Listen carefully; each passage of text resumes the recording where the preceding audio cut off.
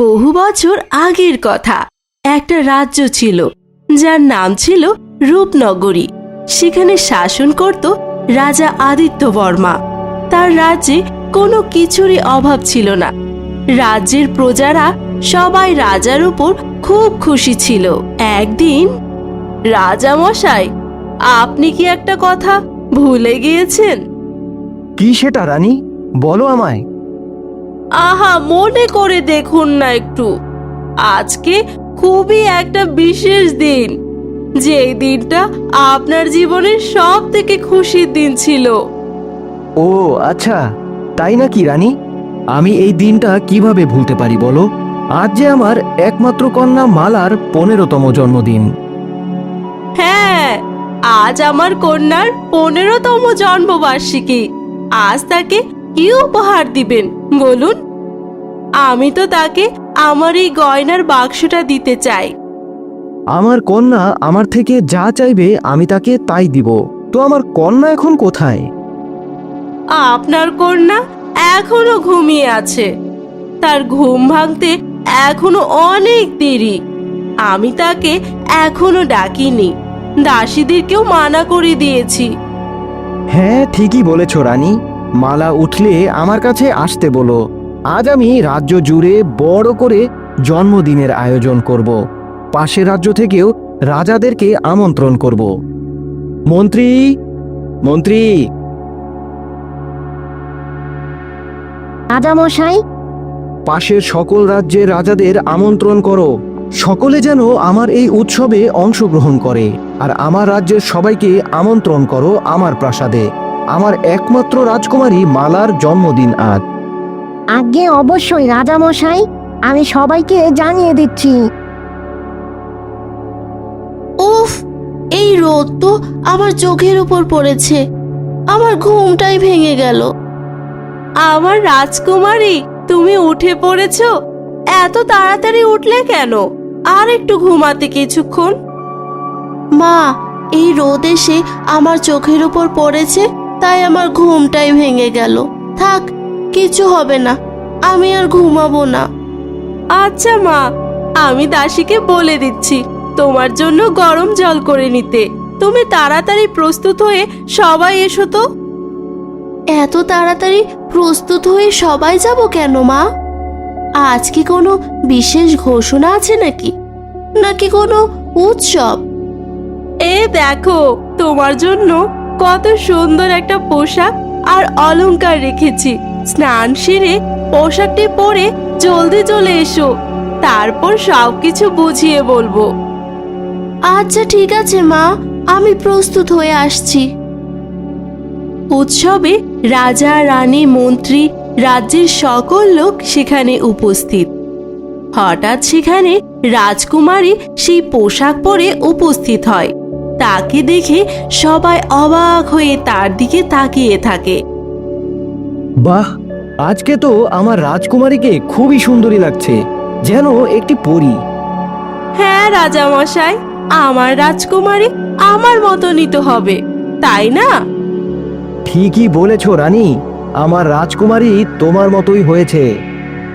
বাবা, বলো না, এই উৎসব কিসের? এত বড় উৎসব?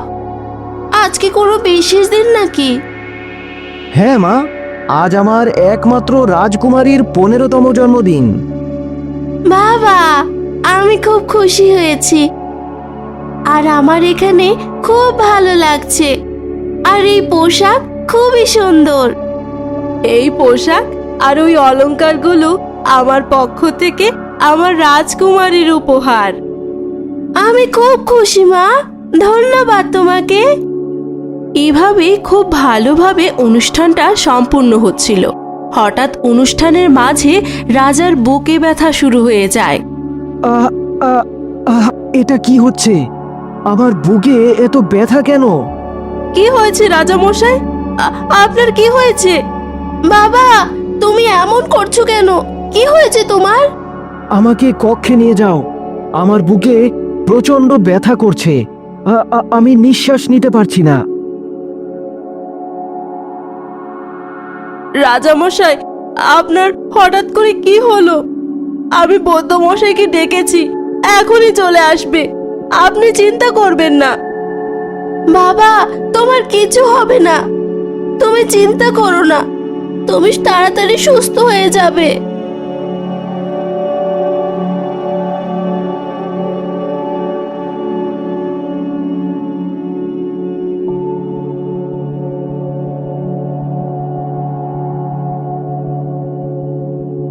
রানীমা, রাজা মশাইয়ের কি হয়েছে তা আমি বুঝতে পারছি না, কিন্তু এটা বুঝতে পেরেছি রাজা মশাই বুকে প্রচন্ড ব্যথা।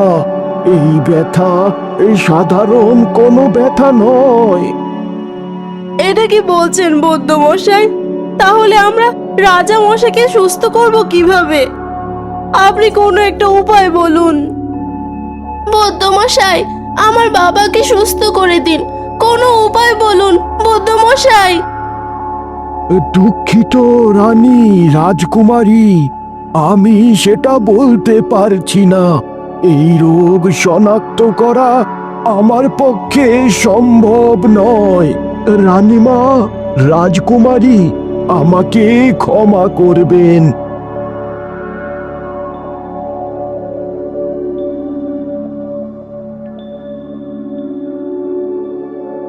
রাজা মশাই, এখন আমরা কি করব বলুন? আপনাকে আমরা সুস্থ করব কিভাবে?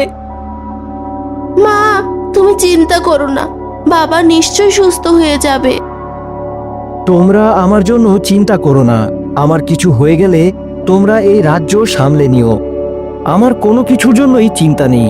আমার চিন্তা শুধু আমার রাজ্যের জন্য। বাবা, তুমি চিন্তা করো না, আমি সব সামলিয়ে ফেলবো, তোমাকে সুস্থ করবই।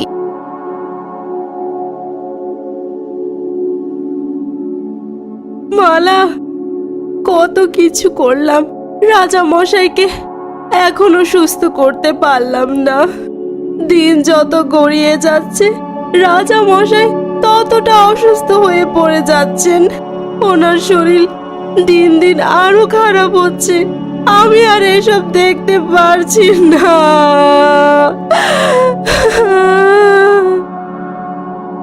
মা, আমিও আর এসব আর দেখতে পারছি না। বাবা দেখতে দেখতে আগের থেকেও অনেক অসুস্থ হয়ে গেছে। কিছুতেই কোনো উপায় পাচ্ছি না, কি করব বলো? রাজা মশাইয়ের জন্য কত রাজ্যের কত বৈদ্য আনলাম, কিন্তু কেউ তার রোগ শনাক্ত করতে পারছে না। মা, তুমি চিন্তা করো না, আমি আমার সর্বোচ্চ চেষ্টা করব। বাবাকে সুস্থ করার জন্য যা করতে হবে আমি তাই করব। বাবা, তুমি চিন্তা করো না, তুমি সুস্থ হয়ে যাবেই। আমার বুকে এত যন্ত্রণা কেন?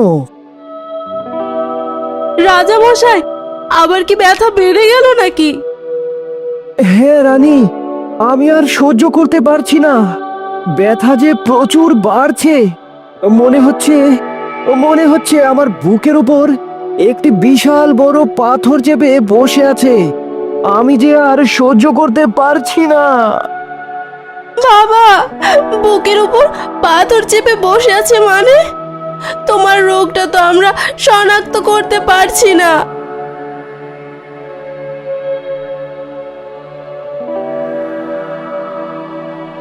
রাজামশাই, খুব খারাপ ঘটনা ঘটে গেছে। আবার কি হলো মন্ত্রী মশাই? রানীমা, রাজামশাইয়ের মন্দিরের প্রাচীরে যে 5খানা রত্ন ছিল, সেই রত্ন থেকে 3খানা রত্ন সেখানে নেই। সে 3খানা রত্ন খুঁজে পাওয়া যাচ্ছে না। এখন আর 2খানা রত্ন রয়েছে। মা, ওই মন্দিরের প্রাচীরের ওই রত্ন কিসের? আর এই রত্ন কেই বা নিয়ে যাচ্ছে? ওই 5খানা রত্ন এক সাধু বাবা রাজা মশাইকে দিয়েছিল উপহার হিসেবে। তাই রাজা মশাই সেই রত্ন মন্দিরের প্রাচীরে লাগিয়ে রেখেছিল। কিন্তু এই রত্ন কেনই বা চুরি হচ্ছে? মন্ত্রী মশাই, এই রত্ন কতদিন ধরে চুরি হচ্ছিল? রাজকুমারী, আপনার জন্মদিনের সময় 1খানা চুরি গিয়েছিল, এখন দেখছি আরো 2খান নেই। মা, জন্মদিনের সময় তো ওই রত্ন চুরি হয়েছে, আর সেই সময় থেকে বাবা অসুস্থ। ওই রত্নের সাথে কি বাবার কোনো সম্পর্ক রয়েছে?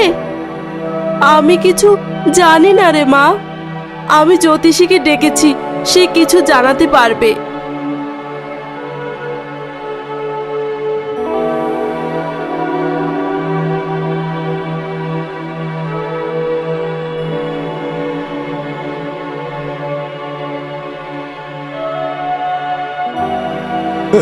রানীমা, আমি গবেষণা করে যেটুকু বুঝতে পেরেছি, রাজামশাইয়ের সাথে ওই রত্নের কোনো সম্পর্ক রয়েছে, যার কারণে ওই রত্ন এই মহল থেকে চলে যাওয়ার পর থেকে রাজামশাই এতটা অসুস্থ হয়ে পড়েছে।